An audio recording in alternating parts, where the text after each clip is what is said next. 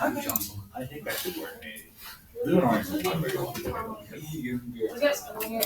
Oh, right. Ladies and gentlemen, let me go over a couple things and then we will get into the notes.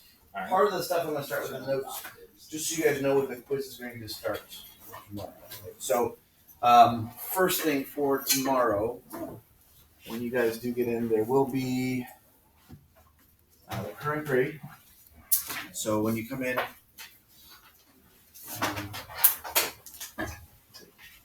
you'll have the current grade. Stock market number 2 is due. I'm going to go over this for quickly. I'll get you guys part 3.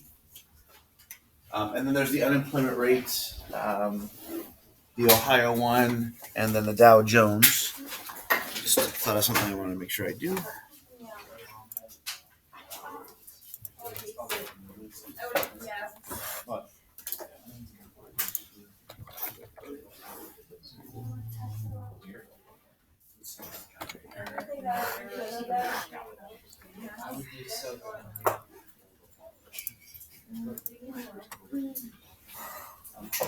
At least you haven't seen them all yet.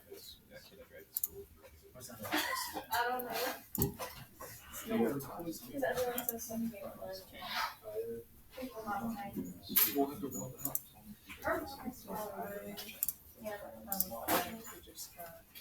There we go.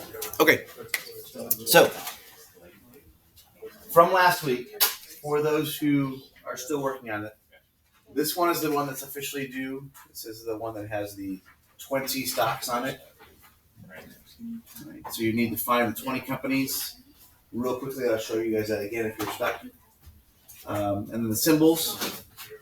Of those 20, you choose 10. Tell me why. So it does not have to be anything expansively huge. So it can be General Motors. My family has been working General Motors for my grandpa worked there, and that's why I want to buy. That's fun. When you do these, the information is going to be, if you don't know what you're looking for, clicking on this is the link to the website. You don't have to log in this week as well. So just click on the trading ideas, and all of these will pop up. Right? So Delta, Lowe's, you name it, those all exist. Harley Davidson. I'm going to show you guys this because the next thing, what I'm about to show you, you can actually helps you with the next part of the project. So just click on the quote. And the quote will give you the symbol. So Harley Davidson is hog. Have you ever heard of them called hogs? Right. So there's that. But then this stuff down here is actually going to help you with the next part that I'm going to give you guys tomorrow. So I'm going to revisit this here in a moment. So again, for the worksheet that's due tomorrow, Harley Davidson, hog, find 19 other ones, and you go from there. And again, all sorts of different versions. If you don't like any of those, refresh, and there's all sorts of other ones that pop up. Mrs. Bracken wanted me to tell you that she's not able to help you 5th grade because that's a class, not a one. Good. Yeah. So again, any of these CVS, Caremark, if you want to do CVS, and I want to give a guess what their symbols are. CVS. Okay. So again, all that information right there for you. So that is just section number 1. If you have companies you want to research, again, there's Google Finance and Yahoo Finance. You can click on those links. Those will help you. But this one is officially due tomorrow before you leave class. For the unemployment rate, Ohio unemployment rate and Dow Jones, again, those 3 will always be up here for you. So those will answer those top 5 questions I have for you. Part 3, this is going to be the new one. Now it looks a little bit more involved with instructions and directions, but again, when I show you how to do it, it's relatively straightforward. So you'll have these questions again, which I could guarantee that this is 5.4% and that's still 5.4%. So they won't change until probably a week or 2 from now. These numbers will be different, so just watch for those. So this is where this should look kind of familiar from what I just showed you. When you click on the quote on the stock, this all comes up here. Okay, you'll see the 1, 2, 3, 4, and if I go down to the back of the page, you'll see 1, 2, 3, and 4. So you can, of those 20 you chose, pick 10, write their names down, the symbol. Everything on the website that we're using, by the way, is going to be symbol based. So once you start to search for stuff, you won't type in Harley Davidson on the website that we're using. You'll just type in Hall. Or eBay, you put in eBay. Ford, you put in F. General Motors, you put G or GM. Right. So when you get to the site, and I'll show you guys an example of this, those numbers will be on that like chart to the right of the symbol. So if I come back here and I go to here, and this is where we want to type in, let's do the Apple one, AAPL. Okay, and then enter. Okay, so this is what pops up.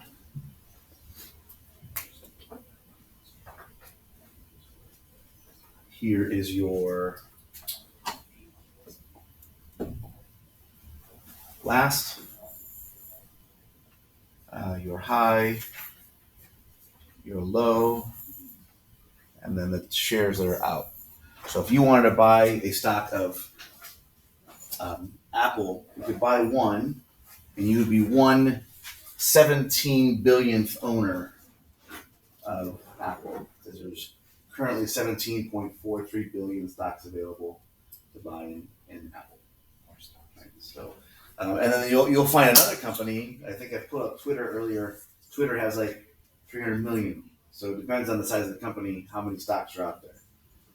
Okay. Now, the second part on this, if you're looking at this worksheet right here, so you'll just find 10, fill that information out.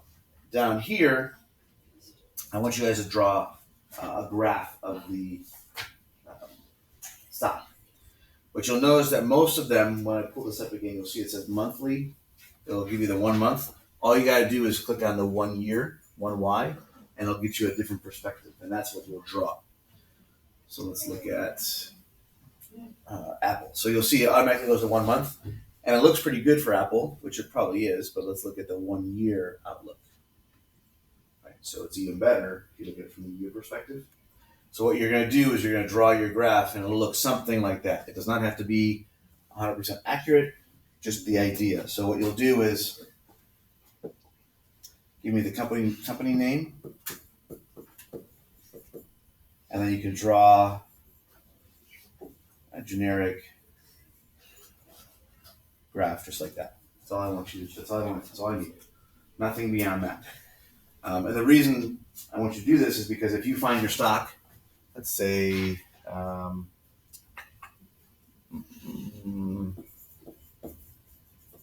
GameStop, for those who aren't aware, and you do the whole year, you'll see this massive spike, and then you'll see this happening. That's probably something you might want to just be aware of. Yes, it might be cheap, but that was also a situation where people were playing games with the stock market. So, anyways, so that's all I would need for those two right there.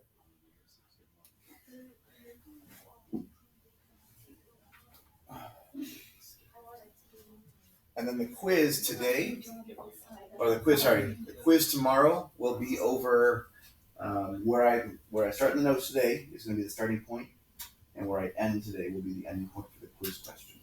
Okay. All right. With that, let's jump into it. So this would be where we start the quiz from capital. So we had gotten through land and labor in the last quiz.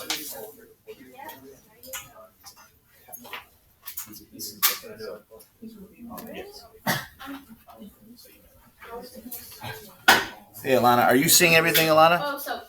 Oh, no, she's quiet. You're good. Let me try that again because I just turned my microphone. Can you see everything up there on the screen?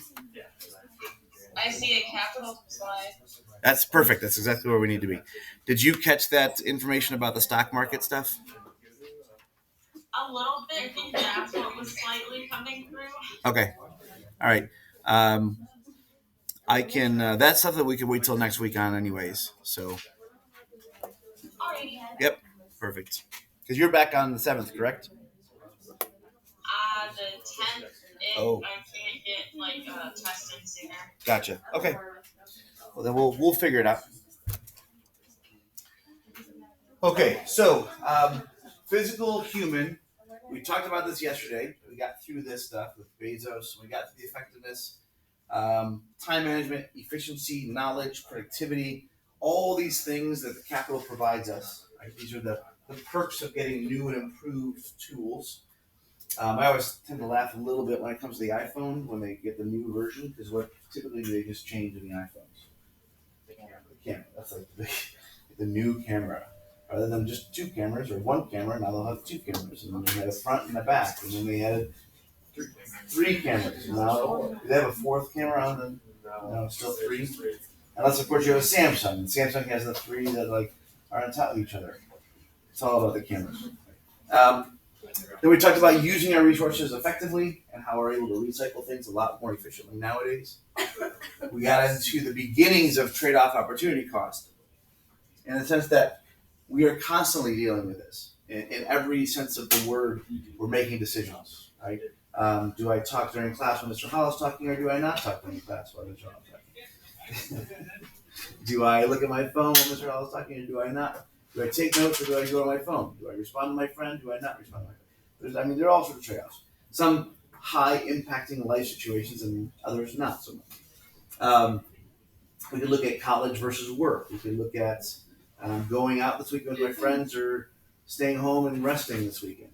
Or do I work 3 or 4 more shifts, or do I not? Do I pick up? My friend asked me to take them home today. Do I take them home, or do I not take them home? Trade-off, opportunity cost, right? So we're always making decisions.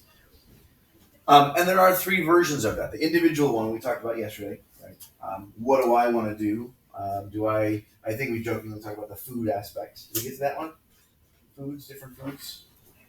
Who in here has food that they liked when they were little but they don't like now, or foods that they don't like when they were little but they like now? Trey, what's yours? I like candy corn when I was little, but now I don't. Oh, so you liked it, now you don't? I love candy corn. No, candy corn's so good. Yeah. And I did the pumpkins. I usually just get the candy corn, but sometimes I love pumpkins. Yeah. Every once in a while. Now, I will say, Shreya, I agree with you in the sense that if I had too much of it, no. And maybe that's what it was. You too much of it when you were little? Yeah. Yeah. You get like candy sickness? Never. Sugar rush? And so And then I never ate it again. Yeah, I've heard of different versions of that. I've had people do the pickle juice contest, which is good until you're inundated with pickle juice, and then you, Well, I can't drink it. My brother can't. Let me rephrase. He won't accept anything if there's pickle juice on it. So, like, he gets a sandwich at a deli, and they put a pickle on the plate, and the pickle juice touches his bread. But the thing that he tells them though is he'll even say no pickle. But a lot of people, like, if you're at a deli, it's kind of like an automatic thing. So I remember going to a movie one time, and they had the hot dog and the chips and the pickle, and he told the person no pickle. And the moment it came out, you saw them grab the pickle, and as they were putting it on the plate, he was like, no. But then it touched everything. It touched the chips and it touched the bread, and he was like, forget it, not. So the woman was like, I'm so sorry you did say that. So she gave him a whole new hot dog and new chips. You can't do the flavor, the taste of the pickle stuff. For me, it's egg rolls. When I was younger, now they're egg rolls. Watch out, they're all gone. There's been times too when I'm like doing really good health, like eating wise. I'm like, all right, and I go to my parents' house and they got a place in Bucksville called Frankie's Walk, and they get like 7 or 8 egg rolls for the family, and they eat like 2 or 3 of them, and they're like, I just want one, and then inevitably they're all gone. But again, those are individual, right? Individual trade-offs, individual decisions. Business decisions are the more difficult ones, because you tend to sometimes they can be good, sometimes they can be bad, but it's all based off of the business efficiency, doing well. And then the guns or butter phrase comes up when it comes about with government versus government spending or private spending, I should say. So if I'm talking about giving money back to you guys in a tax exempt status, or giving you money back, or lowering your taxes, that would be a butter situation. But if the government is going to take more money and buy more things, anything government, that would be considered guns. In a weird way, when they take money for school stuff, according to the guns or butter, technically we're government, so that would be guns. Even though we avoid guns at all costs here at the Career Center, right? Now this is actually, does anybody, They can be these buildings. touche. I don't have any though. Anybody had Mr. Whitney? He's a new commercial truck, or no, truck and diesel tank. Diesel Commercial truck. Yeah. But when he was coming to school here, and he'll probably tell you if he hasn't already told you the story, they used to go hunting on the weekends, and they would come to school with their weapons, but they would bring them into the school, and the principal would lock them up for them, and then they would, at the end of the day, they'd come get their guns and go back to their trucks and go home. That was the policy it used to be. It's definitely changed since then. Right? There was actually, anybody know anyone who has the bullet antenna? Anybody see those? Or you take the antenna off your truck and you put the bullet on there instead? Oh, that's kind of cool. It's really cool. I like it, but it's also location. Like school, probably not the best place to bring a bullet. And then we had one kid, and the kid who told me about it said, "I feel horrible about this, but I'm not gonna let this." It was a crossbow. The kid just left it in his front seat. That was it. It wasn't like when they pulled him in. They said, "Listen, we based off the school policy, zero tolerance." I think it was like a one day suspension or 2 day suspension or something like that. And he was like, "I just forgot all about it." Another one, the dad used the truck over the weekend and never took anything out of the back of the truck. And so, one, there was a dead deer. Two, he had left his bow and arrows, because he was crossbow and his bow and arrows, because that's all he could do that weekend. And the kid was like, they had to call the parents. And the dad was like, "I'm so sorry, it's all my fault. I forgot to take it out." Anyways, I know the whole deer thing was like, how do you forget that one? But I just have a deer stuff. yeah. Okay. Now, every trade-off we make, every decision, has what we call an opportunity cost. We lose something. So we were talking about the restaurant, the menu from Cheesecake Factory. I showed you guys that, right? Yeah.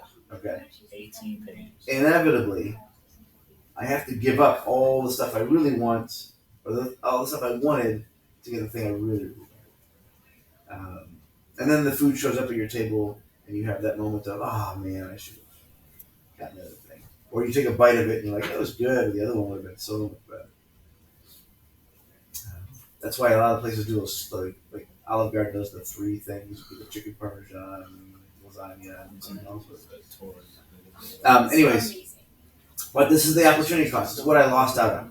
So if you are like looking at colleges, and you inevitably choose Ohio State over Michigan, which everyone should, then you lost out on Michigan, which really isn't that big of a cost. It's just Michigan. But let's say you're looking at Miami versus Ohio University, and you choose Miami. Well, the opportunity cost is Ohio University. And inevitably your friends will call you like, "Oh my gosh, you missed the best party." And that's okay, because Miami's a pretty big party school too, so you'll just tell them that they missed your party, and so on and so forth. But opportunity cost we refer to as the next best thing. So when you're paying for something in a line today, and you give them the cash, or it comes out of your account, the opportunity cost is the money that you had. So I'm going to get these Bosco sticks, but I'm losing out on the $3 that I would have had for something else. I had a friend of mine regarding, because who in here does the money in their accounts thing? And I just have it covered up. So when you guys go to college, you'll get yourself room and board. So the board kind of covers all of your food, and you get different plans. So like my buddy was on the sports plan, which was like $500. Was it like healthy or something? No, it's just like more money, so you can eat way more. So we had like the different levels. And I think he went through, because he was on this massive protein, eating anything and everything he possibly could, protein. And I think he went through 2 of his food accounts in one. Like his dad had to up his account by like $400. in one semester. So he was spending like $1,000 every semester on just food. It's like crazy. But his dad was paying, so he didn't care. All right. Now this is something that we do a lot in regards to trade-offs, opportunity costs. Who in here will typically back their car into their spot? Okay, about half of you, a little over half. So when you guys are backing in, are you thinking about backing in, or are you guys thinking about leaving at the end of the day? Leaving, right? So you're thinking at the margin. You're thinking later on, I've got to do this, and this will make it easier for me to get out of here. Right? Who in here with these parking spaces just pulls through to their spot? Right? There you go. Right? So if you can pull through, that's even easier. And like you're about to pull through, someone pulls in the other spot. You're like, oh, had they? Or you're about to pull out, and someone pulls in the spot. You're like, oh, darn it. But you're always thinking about the next thing. Like, what am I going to get from this? If you ever have talked with someone who's on a diet, they are constantly thinking at the margin. What am I going to get for this? Is it worth it? Should I eat this? Thanksgiving is probably the best meal to consider when it comes to thinking at the margin. Because you're constantly, well, I shouldn't say everyone. There are times on Thanksgiving Day where you have gotten to your fourth plate, and now your brain starts to consider all of the options in front of you. I could eat a fourth plate of this, but I'm going to be comatose for the rest of the day. My dad and I, both bigger guys, he and I used to always jog when I was in high school around the neighborhood, and he would always compare how many laps around the neighborhood it was to burgers. So he would be like, okay, so if we run 2 times around, that's like 2 full burgers. We could have 2 burgers. So it was like always the cost and the benefit. So if I run 2 laps, I can get 3 burgers. Like he would always modify or manipulate the system. Anyone who's super, super strict on a diet, those are the ones that's painful to watch them sometimes get meals. Because then they'll like, no, I'm just like, and they'll like look at you guys with your amazing meals, and they'll be picking at their salads and just staring at your food, and because in their brain, the benefit of this lovely meal does not outweigh the cost of gaining more weight. Right, so you're constantly looking at that, and that's that cost benefit analysis. So I can actually put the numbers down and kind of compare things. So I'll give you guys an example. Who in here has been to the doctor's office in the past 4 or 5 years of your lifetime? Okay, so most of you guys have been there. That's awesome. When you go to the doctor's, does anybody know on average about the wait time it is to see the doctor when you go to the doctor's office? 25 minutes. Yeah, the average is around 20-25 minutes. And so that means if your doctors are beating that, you're in a good position. So just looking at numbers themselves, let's say that a doctor on average, and this is for the state of Ohio, pulls in about $175,000 per year. Okay, that's a really nice income. If the doctor has to do everything, including signing you in, getting your insurance information, getting your payment, and then take you to the back and take your temperature, get your height, get your weight, do the pre-diagnosis, and then get to your actual doctor's visit and why are you actually there, how long do you think guesstimating your visits would be? Right now it's 2025. I'm looking at an hour, right? Because keep in mind, it's not just you. There's 5 or 6 other patients that are coming in, and they're constantly showing up, right? So you're looking at a lot longer because it's just the doctor. So let's say that the doctor wants to hire a nurse to help out. Home health care nurse helping out a doctor's office, let's just say conservatively $60,000 per year for the nurse, right? Which leaves the doctor with $115,000 left over. Right. Still, still a good salary, but the nurse is now taking care of all of the pre-visit stuff. Can I do things a little quicker? potentially I can get more patients in. So let's say that the nurse, by doing this job, was able to bring in $75,000 in new money. All right, so now we're at 190,000. Did the nurse work out for the doctor? Yeah. Yeah, I'm making 15,000 more than I started with. Right. Doctor needs to have someone take care of all the Medicare, Medicaid payments, planning, setting up schedules. So he's going to hire himself a office manager, leaving him or her with $160,000 left over. But because the nurse or the secretary or the office manager is able to bring in more clients, let's say that it's 160,000, and I'm able to pull in 50,000 new money. Was that office manager worth the $30,000? The benefit outweighs the cost. And you can see this all the time. Anybody ever do the value meals at like Chili's or Applebee's where they do like the pick 2 or pick 3? And you get your appetizer, you get your meal, and you get your dessert, right? Because it's the deal, it's the better deal. If you look at everything together separately, they do that on purpose because what they're doing is they're thinking at the margin. They're helping you make a better choice for yourself, per se. So again, you can see this stuff, cost benefit analysis, thinking at the margin. You guys are gonna love this next part of class. You guys ready for it? Yes. I'm stopping here. The reason being, I want everyone to be at the same exact spot. So tomorrow, your quiz will go from here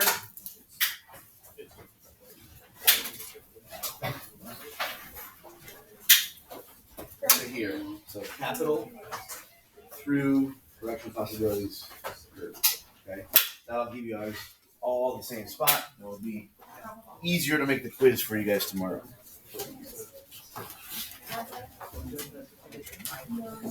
So Alana, do you have a printer at home?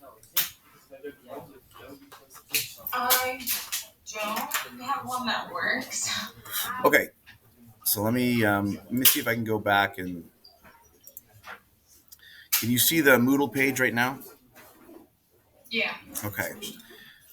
Does this open up for you as well? Can you see this page? All right, just one moment. Let me Okay. get to there. Okay.